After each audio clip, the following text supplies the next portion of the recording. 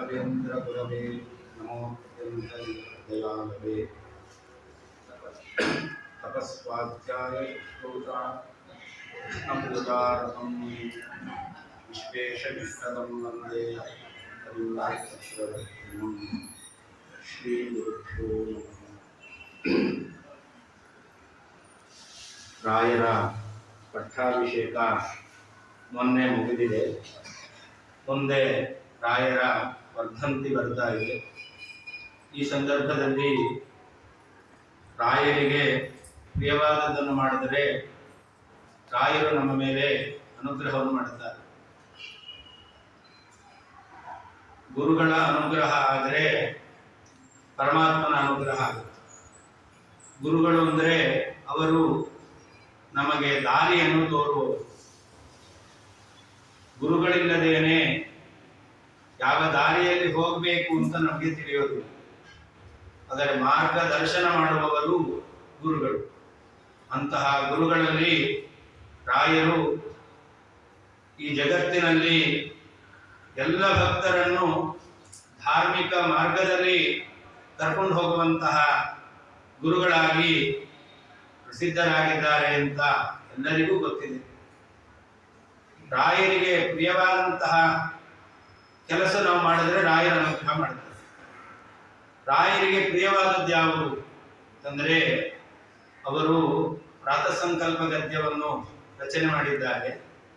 ಅಲ್ಲಿ ವಾಯುದೇವರಿಗೂ ಪರಮಾತ್ಮನಿಗೂ ಇಬ್ಬರಿಗೂ ಅನ್ವಯ ಆಗುವ ಕೆಲವೊಂದು ವಿಶೇಷಗಳನ್ನು ಹೇಳಿದ್ದಾರೆ. ಪರಮದಯಾಳು, ಕ್ಷಮಾ ಸಮುದ್ರ, ಭಕ್ತಾಪರಾಧ ಸಹಿಷ್ಣು. ಇದನ್ನೆಲ್ಲ ಯಾರ ಬಗ್ಗೆ ಹೇಳಿದ್ದು?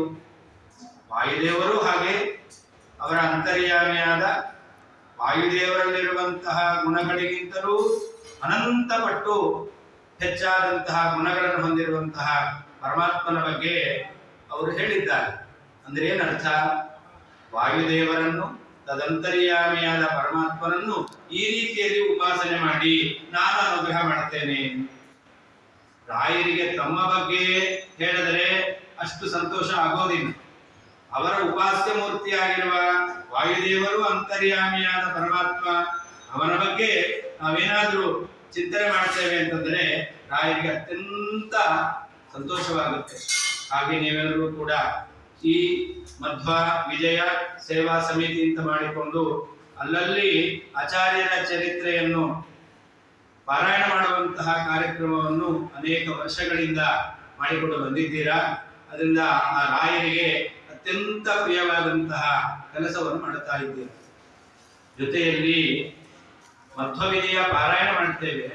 ಮಧ್ವ ವಿಜಯದಲ್ಲಿ ನಾರಾಯಣ ಪಂಡಿತಾಚಾರ್ಯರು ಆಚಾರ್ಯರ ಅಭಿಪ್ರಾಯ ಏನು ಅನ್ನೋದನ್ನ ವರ್ಣನೆ ಮಾಡಬೇಕಾದ್ರೆ ಹೇಳಿದ್ದಾರೆ. ಬುಧೋಭಿಧಾನಂ ಶ್ರವಣಂ ಬುಧೇತರಃ ಧ್ರುವಂ ವಿದಧ್ಯ ವಿಮುಕ್ಷು ಆತ್ಮನಃ.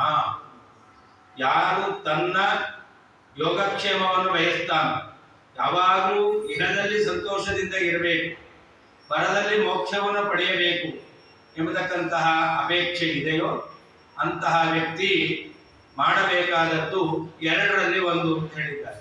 ಎರಡೂ ಮಾಡಬಹುದು ಅಥವಾ ಎರಡರಲ್ಲಿ ಒಂದಂತೂ ಮಾಡಲೇಬೇಕು.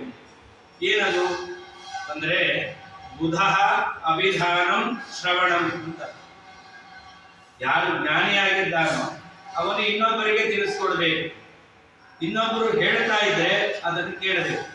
ಇದು ಜ್ಞಾನಿಯಾದವನು ಮಾಡಬೇಕಾಗುತ್ತೆ.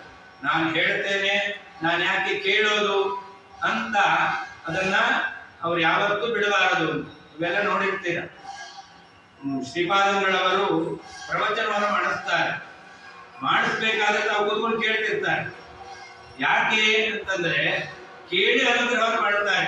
ಹಾಗಾದ್ರೆ ಕೇಳೋದು ಒಂದು ಧರ್ಮ ಅನ್ನೋದನ್ನ ತಿಳಿಸ್ಲಿಕ್ಕೋಸ್ಕರ ಅವರು ಕೇಳಿ ತಿಳ್ಕೊಳ್ಬೇಕಾದದ್ದಿಲ್ಲ. ಕೇಳೋದೇ ಒಂದು ಧರ್ಮ. ಅದನ್ನ ಆಚಾರ್ಯರು ನಮಗೆ ತಿಳಿಸಿದ್ದಾರೆ. ಆಚಾರ್ಯರ ಮಾತನ್ನು ನಾವು ನಡೆಸಬೇಕು ಎಂಬುದಾಗಿ ಶ್ರೀಪಾದಂಗಳವರು ಇವತ್ತು ಕೂಡ ಮಾಡುತ್ತಾರೆ. ಹಾಗಾದ್ರೆ ಬುಧಃ ಶ್ರವಣ ಮಾಡಬೇಕು. ತಾವು ತಿಳಿದಿದ್ದನ್ನ ಅಭಿಧಾನಂ ಇನ್ನೊಬ್ಬರಿಗೆ ಹೇಳಬೇಕು.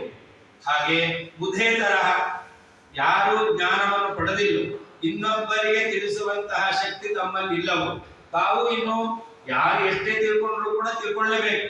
ಯಾವತ್ತೂ ನಾವು ವಿದ್ಯಾರ್ಥಿಗಳೇ, ಗುರುಗಳಾಗ್ಲಿಕ್ಕೆ ಸಾಧ್ಯವೇ ಇಲ್ಲ. ಯಾಕೆಂತಂದ್ರೆ ತಿಳಿದಷ್ಟು ನಾವು ತಿಳ್ಕೊಳ್ಬೇಕಾದದ್ದು ಹೆಚ್ಚಾಗಿರುತ್ತೆ, ತಿಳಿದದ್ದು ಕಡಿಮೆ, ತಿಳ್ಕೊಳ್ಬೇಕಾದದ್ದು ಬಹಳ ಇದೆ.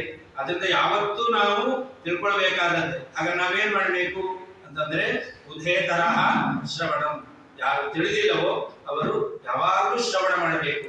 ಹಾಗಾದ್ರೆ ಮಧ್ವ ವಿಜಯ ಪಾರಾಯಣ ಹೇಗೆ ಮಾಡುತ್ತೇವೋ ಅದರಂತೆ ಮಧ್ವ ವಿಜಯದಲ್ಲಿಯೇನೆ ಆಚಾರ್ಯರ ಆದೇಶ ಅಂತ ನಾರಾಯಣ ಪಂಡಿತಾಚಾರ್ಯ ತಿಳಿಸಿದ್ದಾರೆ. ಇದನ್ನು ಕೂಡ ಅದರ ಜೊತೆಯಲ್ಲಿ ನಾವು ಮಾಡಬೇಕು. ಅದನ್ನು ನೀವು ಇನ್ನೊಂದು ರೀತಿಯಲ್ಲಿ ಭಗವದ್ಗೀತೆಯ ಪಾರಾಯಣವನ್ನು ಕೂಡ ಮಾಡ್ತಾ ಇದ್ದೀರಾ. ಭಗವದ್ಗೀತೆಯ ಬಗ್ಗೆಯೂ ಕೂಡ ಶಾಸ್ತ್ರದಲ್ಲಿರುವಂತಹ ಮಾತು, ಶಾಸ್ತ್ರೇಶು ಭಾರತಂ ಸಾರಃ, ಎಲ್ಲ ಶಾಸ್ತ್ರಗಳಲ್ಲಿ ಶ್ರೀಮದ್ ಮಹಾಭಾರತ ಬಹಳ ಶ್ರೇಷ್ಠವಾದದ್ದು. ಭಾರತೇ ಗೀತಿಕಾವರ, ಮಹಾಭಾರತದಲ್ಲಿ ಅತ್ಯಂತ ಶ್ರೇಷ್ಠವಾದದ್ದು ಭಗವದ್ಗೀತೆ. ಆದ್ದರಿಂದ ಆ ಭಗವದ್ಗೀತೆ ಇದೆಯಲ್ಲ, ಅದರ ಬಗ್ಗೆ ಹೇಳಬೇಕಾದ್ರೆ ಅದನ್ನ ಜ್ಞೇಯಂ ಅಂತ ಹೇಳ್ತಾರೆ. ವಿಷ್ಣು ಸಹಸ್ರನಾಮಾಪಿ ಜ್ಞೇಯಂ ಪಾಠ್ಯಂಚ ತದ್ವಯಂ. ಆ ಭಗವದ್ಗೀತೆ ಮತ್ತು ವಿಷ್ಣು ಸಹಸ್ರನಾಮ, ವಿಷ್ಣು ಸಹಸ್ರನಾಮ ಪ್ರತಿ ದಿವಸ ಪಾರಾಯಣ ಮಾಡಬೇಕು. ಆಚಾರ್ಯರು ಮಧ್ವವಿಜಯದಲ್ಲಿ ಚರಿತ್ರೆ ಬರುತ್ತೆ, ಸಹಸ್ರನಾಮಕ್ಕೆ 100 ಅರ್ಥಗಳಿದೆ ಅಂತ. ವಿಷ್ಣು ಸಹಸ್ರನಾಮಾಪಿ ನಿರಂತರ ಶತಾರ್ಥಕಂ ಅಂತ ಶಾಸ್ತ್ರ ಹೇಳಿದೆ. ವಿಷ್ಣು ಸಹಸ್ರನಾಮಕ್ಕೆ ಒಂದೊಂದು ಪದಕ್ಕೂ ಕೂಡ ಅದು 100 ಅರ್ಥ ಇದೆ. ಹಾಗಾದ್ರೆ ಅಂತಹ ಅರ್ಥ ಆಚಾರ್ಯ ತಿಳಿಸಿಕೊಟ್ಟಿದ್ದಾರೆ. ಅದನ್ನು ನಮಗೆ ಮನನ ಮಾಡ್ಲಿಕ್ಕೆ ಆಗಲ್ಲ. ಪಠನ ಮಾಡಿದರೂ ಕೂಡ ವಿಷ್ಣು ಸಹಸ್ರನಾಮ ನಮ್ಮ ಎಲ್ಲ ವಿಧವಾಗಿರ್ತಕ್ಕಂತಹ ಆಪತ್ತುಗಳನ್ನು, ದೈಹಿಕವಾದದ್ದು, ಮಾನಸಿಕವಾದದ್ದು, ಪ್ರಾಕೃತಿಕವಾದದ್ದು, ಭೌತಿಕವಾದದ್ದು, ಎಲ್ಲ ವಿಧವಾದಂತಹ ಆಪತ್ತನ್ನು ಪರಿಹಾರ ಮಾಡತಕ್ಕಂಥದ್ದು ವಿಷ್ಣು ಸಹಸ್ರನಾಮ. ಅದರಂತೆ ನಾವು ಪ್ರತಿ ದಿವಸ ಗೀತೆ ಅದನ್ನ ಪಾರಾಯಣ ಮಾಡಬೇಕು. ಜೊತೆಯಲ್ಲಿ ಅದರ ಸಂದೇಶ ಅದನ್ನು ನಾವು ಅರ್ಥ ಮಾಡಿಕೊಳ್ಬೇಕು. ಹೀಗೆ ಮಧ್ವ ವಿಜಯದಲ್ಲಿ ಆಚಾರ್ಯರು ಕೊಟ್ಟಂತಹ ಸಂದೇಶ, ಭಗವದ್ಗೀತೆಯಲ್ಲಿ ಶ್ರೀಕೃಷ್ಣ ಕೊಟ್ಟಂತಹ ಸಂದೇಶ, ಅದನ್ನು ಪಾರಾಯಣದ ಮೂಲಕ, ಅದ್ಯಾಕೆ ಅಂತಂದ್ರೆ ಇದೆಲ್ಲವೂ ಕೂಡ ವೇದವ್ಯಾಸ ದೇವರ ಬಾಯಿಂದ ಬಂದದ್ದು. ವೇದವ್ಯಾಸ ದೇವರ ಬಾಯಿಂದ ಬಂದಿರತಕ್ಕಂತಹ ಎಲ್ಲ ವಾಕ್ಯಗಳು ಕೂಡ ಅದು ವೇದಕ್ಕೆ ಸಮಾನ. ಮಹಾಭಾರತದ ಬಗ್ಗೆ ಹೇಳ್ತಾರೆ ಏನಂತ, ವೇದಾದಪ್ಯುತ್ತಮಂ ಚಕ್ರೆ ಮಹಾಭಾರತಮುತ್ತಮಂ. ವೇದಕ್ಕಿಂತಲೂ ವಿಶಿಷ್ಟವಾದ ಸ್ಥಾನ ಮಹಾಭಾರತಕ್ಕಿದೆ. ಅಂತ ಮಹಾಭಾರತದ ಸಾರ ಗೀತೆ, ಅದನ್ನು ನಾವು ಅಧ್ಯಯನ ಮಾಡ್ತೇವೆ, ಶ್ರವಣ ಮಾಡ್ತೇವೆ, ಪಠನ ಮಾಡ್ತೇವೆ ಅಂತಂದ್ರೆ ಅದು ಅಪಾರವಾದಂತಹ ಪರಮಾತ್ಮನ ಪರಮಾನುಗ್ರಹಕ್ಕೆ ಕಾರಣವಾಗುತ್ತೆ. ಹಾಗೆ ಆಚಾರ್ಯರ ಚರಿತ್ರೆ, ನಾವು ಮಧ್ವ ವಿಜಯ ಅಂತ ಕೇಳ್ತೇವೆ ಅಂತಂದ್ರೆ ಅದು ಕೇವಲ ಒಂದು ಕಾವ್ಯ ಅಲ್ಲ, ಅದೊಂದು ಇತಿಹಾಸ. ನೋಡಿ, ಬೇರೆ ವಿಜಯಗಳೆಲ್ಲ ತುಂಬಾ ಇದೆ, ಆದರೆ ಮಧ್ವ ವಿಜಯ ಒಂದೇ. ಯಾಕೆಂತಂದ್ರೆ ಮಹಾಭಾರತ ಒಂದೇ, ಕೃಷ್ಣನ ಕಥೆಯನ್ನು ಹೇಳ್ತಕ್ಕಂಥದ್ದು ಇನ್ನೊಂದು ಮಹಾಭಾರತ ಇಲ್ಲ. ಹಾಗೆ ಆ ಕೃಷ್ಣನ ಭಕ್ತರಾಗಿರ್ತಕ್ಕಂತಹ ವಾಯುದೇವರ ಮಹಿಮೆ ಹೇಳ್ತಕ್ಕಂಥದ್ದು ಅದು ಮಧ್ವ ವಿಜಯ ಒಂದೇ, ಅದು ಇನ್ನೊಂದು ಇಲ್ಲ. ಹಾಗಾದ್ರೆ ಅದು ಕೇವಲ ಕಾವ್ಯ ಅಲ್ಲ, ಅದು ಇತಿಹಾಸ. ಅದನ್ನು ನಾವು ಅಧ್ಯಯನ ಮಾಡಬೇಕು. ಈ ಮಧ್ವ ವಿಜಯದ ವೈಶಿಷ್ಟ್ಯ ಏನು? ವಿಷ್ಣು ತೀರ್ಥರು ಏನು ಮಾಧುನೂರನಲ್ಲಿದ್ದಾರೆ, ಮಹಾಜ್ಞಾನಿಗಳು, ಅವರು ಅದರ ಸಿದ್ಧಿಯನ್ನು ಪಡೆದವರು. ನಾವು ಪ್ರತಿ ದಿವಸ ಇವತ್ತು ನೋಡ್ತೇವೆ, ಕೆಲವರು 16 ಸರ್ಗ ಪಾರಾಯಣ ಮಾಡಿಯೇ ನಾವು ಭೋಜನ ಮಾಡುತ್ತೇವೆ. ಇವತ್ತು ಮಾತ್ರ ಅಲ್ಲ, ಪ್ರತಿದಿನವೂ ಕೂಡ 16 ಸರ್ಗ ಪಾರಾಯಣ ಮಾಡಿ ಅನಂತರ ತೀರ್ಥ ಪ್ರಸಾದವನ್ನು ಸ್ವೀಕಾರ ಮಾಡತಕ್ಕಂತಹ ಅನೇಕ ಸಾಧಕರಿದ್ದಾರೆ. ಅಂತಹ ಸಾಧಕರಲ್ಲಿ ಉತ್ತುಂಗ ಶಿಖರದಲ್ಲಿರ್ತಕ್ಕಂಥವರು ವಿಷ್ಣು ತೀರ್ಥರು. ಅವರು ಆ ಪ್ರದೇಶಕ್ಕೆ ಬರಗಾಲ ಬಂದಾಗ ಪ್ರತಿ ದಿವಸ 16 ಸರ್ಗ ಆ ಮಧ್ವವಿಜಯ ಪಾರಾಯಣ ಮಾಡ್ತಾ ಇದ್ರು. ಪಾರಾಯಣ ಮಾಡಿ ಎದ್ದಾಗ ಅವರು ಇಟ್ಕೊಂಡಂತಹ ತಾಮ್ರದ ನಾಣ್ಯ ಅದು ಬಂಗಾರ ಆಗ್ತಿತ್ತಂತೆ. ಹಾಗಾದರೆ ನಮಗೆ ಬಂಗಾರ ಬೇಡ, ಯಾಕೆ ದೇವರು ನಮಗೆ ಬೇಕಾದಷ್ಟು ಆಸ್ತಿ ಕೊಟ್ಟಿದ್ದಾನೆ. ಹಾಗಾದ್ರೆ ನಮಗೆ ಸುವರ್ಣ ಬೇಕು. ಸುವರ್ಣ ಅಂದ್ರೆ ಆಚಾರ್ಯರ ಶಾಸ್ತ್ರ, ಆಚಾರ್ಯರ ಕಥೆಯನ್ನು ಹೇಳ್ತಕ್ಕಂಥದ್ದನ್ನು ನಾವು ಪಾರಾಯಣ ಮಾಡುವ ಮೂಲಕ ಆಚಾರ್ಯರ ಸರ್ವಮೂಲ ಗ್ರಂಥಗಳ ಸಾರ ಅದನ್ನು ತಿಳ್ಕೊಳ್ಳುವಂತಹ ಅನುಗ್ರಹ ಅದಾಗಬೇಕು. ನಾವು ಪಾರಾಯಣ ಮಾಡ್ತೇವೆ ಅಂತಂದ್ರೆ ಅದರಿಂದ ಒಂದು ಪುಣ್ಯ, ಪಾರಾಯಣ ಮಾಡಿ ನಾವು ಆಚಾರ್ಯರ ಶಾಸ್ತ್ರವನ್ನು ತಿಳ್ಕೊಳ್ತೇವೆ ಅಂತಂದ್ರೆ ಇನ್ನೊಂದು ಪುಣ್ಯ. ಮಧ್ವಯುಗದಲ್ಲೇ ಬರುತ್ತೆ.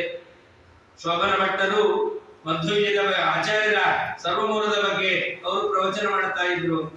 ಏನು ಪ್ರವಚನ ಮಾಡಿದ್ರು ಅಂದ್ರೆ, ಆಚಾರ್ಯರ ಈ ಸರ್ವಮೂಲ ಗ್ರಂಥ ಬಲಮುನಿ ಶಂಖದಂತೆ. ಬಲಮುನಿ ಶಂಖ ಅದನ್ನು ಒಬ್ಬ ನೋಡಿದ, ಇದು ಯಾವುದಕ್ಕೂ ಉಪಯೋಗ ಬರಲ್ಲ ಅಂತ ಹೇಳಿ ಬಿಸಾಕದ. ಇನ್ನೊಬ್ಬ ಅದನ್ನು ತೆಗೆದುಕೊಂಡ. ಬಲಮುನಿ ಶಂಖ ಗೊತ್ತಾಯಿತು, ಇನ್ನೊಬ್ಬರಿಗೆ ಮಾರಾಟ ಮಾಡಿದ.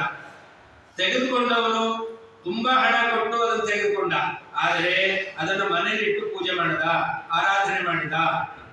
ಹಾಗಾದರೆ ಒಬ್ಬನಿಗೆ ಶಂಖದ ಮಹತ್ವವೇ ಗೊತ್ತಿಲ್ಲ, ಇನ್ನೊಬ್ಬನಿಗೆ ಅದು ಬರೀ ಮಾಡ್ಲಿಕ್ಕಿರೋದು ಅಂತ ಅನ್ಕೊಂಡ, ಮೂರನೇವನು ಅದು ಬೆಲೆಯುಕ್ತವಾದದ್ದು ಮಾಡ್ಲಿಕ್ಕಿರೋದಲ್ಲ ಅಂತ ಮನೆಯಲ್ಲಿ ಇಟ್ಕೊಂಡು ಆ ಬಲಮುನಿ ಶಂಖದಿಂದ ಅಪಾರವಾದ ಸಂಪತ್ತನ್ನು ಪಡೆದ ಅಂತ. ಇದನ್ನ ಶೋಭನ ಭಟ್ರು ಹೇಳ್ತಾರೆ, ಆಚಾರ್ಯರ ಸರ್ವಮೂಲ ಗ್ರಂಥ ಅಂದ್ರೆ ಹಾಗೆ. ಯಾಕೆಂದ್ರೆ ಮೇಲ್ನೋಟಕ್ಕೆ ಅದು ದುರ್ನಿರೂಪ ವಚನಂಚ ಪಂಡಿತೈಹಿ, ಆಚಾರ್ಯರ ವಾಕ್ಯಗಳು ಬಹಳ ಸಂಕ್ಷಿಪ್ತವಾದದ್ದು, ಏನ್ ಅರ್ಥ ಅಂತ ಗೊತ್ತಾಗಲ್ಲ, ಹಿಂದೆ ಮುಂದೆ ಅದು ನಮಗೆ ತಿಳಿದೇ ಬರಲ್ಲ, ಅದರಿಂದ ಯಾವುದಕ್ಕೂ ಉಪಯೋಗಕ್ಕೆ ಬರಲ್ಲ ಅಂತ ವಿದ್ಯಾರಣ್ಯರಂತಹ ಜ್ಞಾನಿಗಳು ಆಚಾರ್ಯರ ಪ್ರಮಾಣ ಲಕ್ಷಣ ಎಂತಹ ಕೃತಿಯನ್ನು ನೋಡಿ ಟೀಕಾಕೃತ್ಪಾದರ ಕೈಯಲ್ಲಿದ್ದಾಗ ಬಾಲವಾಕ್ಯೇನ ಕಿಮ್ಮೆ ಅಂತ ಅವ್ರು ಹೇಳಿದ್ರು. ಇಂತಹ ಮಕ್ಕಳು ಮಾತಾಡುವಂತಹ ಈ ವಾಕ್ಯಗಳು, ಈ ಗ್ರಂಥ, ಇದರಿಂದ ಏನು ಉಪಯೋಗ ಅಂತ. ಅದಕ್ಕೆ ಟೀಕಾಕೃತ್ಪಾದರು ತಮ್ಮ ವ್ಯಾಖ್ಯಾನವನ್ನು ಕೊಟ್ಟು ಹೇಳಿದ್ರು, ಬಾಲ ಬುದ್ಧಿಸ್ತ್ವಮೇವ ಅಂತ. ನೀನೇ ಬಾಲ ಬುದ್ಧಿ ಉಳ್ಳವನು, ಈ ವಾಕ್ಯ ಬಾಲಕರ ವಾಕ್ಯ ಅಲ್ಲ ಅಂತ. ಹಾಗಾದ್ರೆ ಅಂತಹ ಅರ್ಥದಿಂದ ಕೂಡಿರ್ತಕ್ಕಂಥದ್ದು ಮೇಲ್ನೋಟಕ್ಕೆ ಅರ್ಥ ಆಗಲ್ಲ, ತ್ಯಾಗ ಮಾಡಿಬಿಡುತ್ತೇವೆ.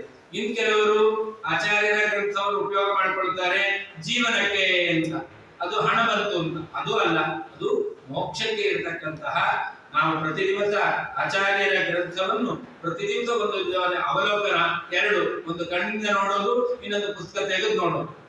ನಮ್ಮಲ್ಲಿ ಸರ್ವಮೂಲ ಗ್ರಂಥ ಮನೆಯಲ್ಲಿ ಇಟ್ಟಿರ್ತೇವೆ, ವರ್ಷಕ್ಕೊಂದು ಬಾರಿ ತೆಗಿತೇವೆ. ಯಾವಾಗ? ಸರಸ್ವತಿ ಪೂಜೆಗೆ. ಹಾಗಾಗಬಾರದು. ಅದನ್ನು ನಾವು ಯಾವಾಗಲೂ ಎಷ್ಟು ಸಾಧ್ಯವೋ ಅಷ್ಟು ಮನನ ಮಾಡುವಂತಹ, ಅರ್ಥ ಮಾಡಿಕೊಳ್ಳುವಂತಹ ಪ್ರವೃತ್ತಿಯನ್ನು ಮಾಡಿದ್ರೆ ಆವಾಗ ನಾವು ಮಾಧ್ವರಾಗಿ ಹುಟ್ಟಿದ್ದು ಅದು ಸಾರ್ಥಕವಾಗುತ್ತೆ. ಇಂತಹ ಒಂದು ಉತ್ತಮವಾದ ಜ್ಞಾನ ರಾಯರ ಅನುಗ್ರಹದಿಂದ, ಮುಖ್ಯ ಪ್ರಾಣದೇವರ ಅನುಗ್ರಹದಿಂದ, ಗೋಪಾಲಕೃಷ್ಣನ ಅನುಗ್ರಹದಿಂದ ಬರಲಿ ಅಂತ ಹೇಳಿ ನೀವೆಲ್ಲರೂ ಕೂಡ ಈ ಸಾಧನೆಯನ್ನು ಮಾಡ್ತಾ ಇದ್ದೀರಾ. ಈ ಒಂದು ಪಾರಾಯಣದಿಂದ ಪ್ರೀತರಾದಂತಹ ರಾಯರು, ಅವರ ಅಂತರ್ಯಾಮಿ, ಪ್ರಾಣಾಂತರ್ಯಾಮಿ ಪರಮಾತ್ಮ ನಿಮಗೆ ಹಿತೋತ್ಕೃಷ್ಟವಾಗಿರ್ತಕ್ಕಂತಹ ಧರ್ಮ ಕಾರ್ಯದಲ್ಲಿ ಅವರ ಆಸಕ್ತಿಯನ್ನು, ಶ್ರದ್ಧೆಯನ್ನು ಕೊಟ್ಟು ಇಂತಹ ಸತ್ಕಾರ್ಯವನ್ನು ಇನ್ನಷ್ಟು ಮಾಡಿಸ್ಲಿ. ಹಾಗೆಯೇ ಅನೇಕ ಕಡೆಯಲ್ಲಿ ಏನು ಶಾಸ್ತ್ರದ ಪಾಠ ಪ್ರವಚನವನ್ನು ನಡೀತಾ ಇದೆ, ಅಲ್ಲಿಯೂ ಕೂಡ ನಾವು ಭಾಗಿಗಳಾಗ್ತೇವೆ ಅಂತ ನೀವು ಉತ್ಸಾಹದಿಂದ ಭಾಗಿಗಳಾಗಿ ಜ್ಞಾನವನ್ನು ಪಡೆದು ಇನ್ನಷ್ಟು ಜೀವನವನ್ನು ಸಾರ್ಥಕ ಮಾಡುವಂತೆ ಅವರು ಅನುಗ್ರಹಿಸಲಿ ಅಂತ ಹೇಳ್ತಾ